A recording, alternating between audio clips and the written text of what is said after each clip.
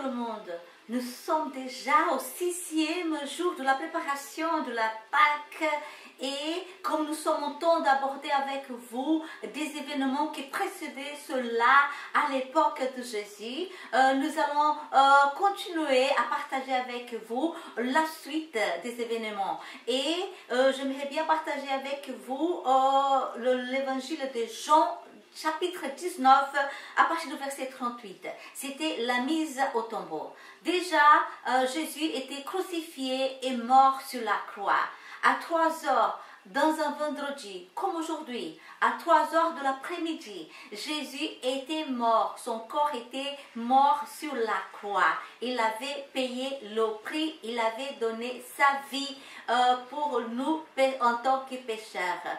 Et il fallait que quelqu'un puisse oser avoir le courage d'aller demander le corps de Jésus pour l'enterrer. Et nous allons voir cela. Amen.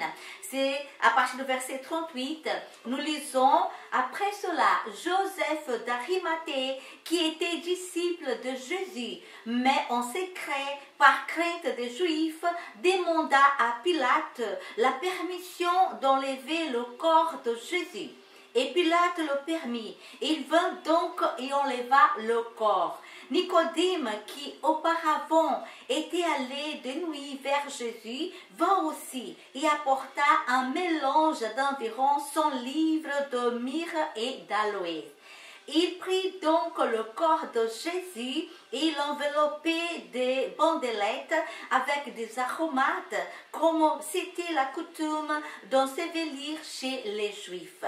Or, il y avait un jardin à l'endroit où il avait été crucifié et dans le jardin un tombeau neuf où personne encore n'avait été déposé. Ce fut là qu'il déposait Jésus à cause de la préparation des Juifs parce que le tombeau était proche. Nous voyons ici que Joseph d'Arimathée, qui était un disciple secret de Jésus, et il a pris le courage d'aller demander le corps de Jésus. Il était un disciple de Jésus et il était aussi membre influent et honoré de Sanhédrin. Il était disciple de Jésus en secret. Auparavant, il avait peur de parler contre les chefs religieux. Maintenant, rempli de courage, il demande le corps de Jésus pour l'enterrer. Les autres évangiles disent que Joseph d'Arimathée, il n'a pas participé aux conspirations de chefs religieux pour mettre Jésus à la mort. Il n'a pas participé de cela. Mais maintenant, la mort de Jésus lui avait donné le courage même devant les menaces de religieux, d'aller demander le corps de Jésus. Parce qu'il fallait que quelqu'un pourrait l'enterrer. Et cela, c'était juste devant Dieu. Nous pouvons voir que les disciples qui suivaient ouvertement Jésus-Christ partout où Jésus allait, dans tous les miracles qu'il faisait, dans toutes les paroles qu'il prêchait, les paraboles qu'il enseignait aux gens, les disciples étaient partout avec Jésus pendant plus de 3 ans. Et maintenant que Jésus est mis à mort, où sont les disciples? Qu'est-ce que les disciples sont en train de faire? Ils s'enfuient, ils ne sont pas là. Mais ces disciples qui étaient en secret, qui étaient dans l'ombre, ils sortent de l'ombre maintenant et ils manifestent sa foi. Les disciples, ils étaient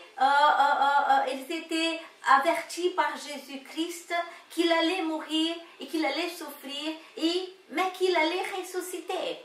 Mais les disciples, dans ces moments-là, ils ont oublié les paroles de Jésus, ils ont oublié les promesses de Jésus. Nous pouvons voir en Matthieu, chapitre 20, du verset 17 à 19, que Jésus, il avait dit cela à ses disciples. Sur le point de monter à Jérusalem, Jésus prit à part les 12 et leur dit en chemin, « Voici, nous montons à Jérusalem, et le Fils de l'homme sera livré aux principaux sacrificateurs et aux scribes. Ils le condamneront à la mort et le livreront aux païens pour qu'ils s'y moquent de lui, le flagellent et le crucifient. Et le troisième jour, il ressuscitera. Voici que Jésus, il avait prévenu ses disciples de tout ce qui allait arriver. Et aujourd'hui, ce n'est pas différent. Dieu, il nous prévient toujours qu'est-ce qui va se passer. Et il nous dit toujours, parce que Dieu ne fait rien sans prévenir à ses prophètes. Et nous devons savoir que dans ces temps de difficultés, dans ces temps des incertitudes, dans ces temps de prévention, de prévisions terribles que nous avons partout dans le monde entier, nous devons savoir que nous devons toujours mettre notre foi en Dieu et de faire confiance à ses promesses. Ne pas s'enfuir comme les disciples, mais de soutenir dans les promesses de Dieu. Nous devons savoir quelles sont les promesses que Dieu nous a données et de savoir que Dieu est fidèle pour les accomplir dans notre vie. Amen. Que nous ne soyons pas des disciples secrets dans l'ombre, mais que nous puissons, comme Joseph d'Arimathée, saisir toutes les opportunités que Jésus nous donne, que Dieu nous donne pour manifester notre foi.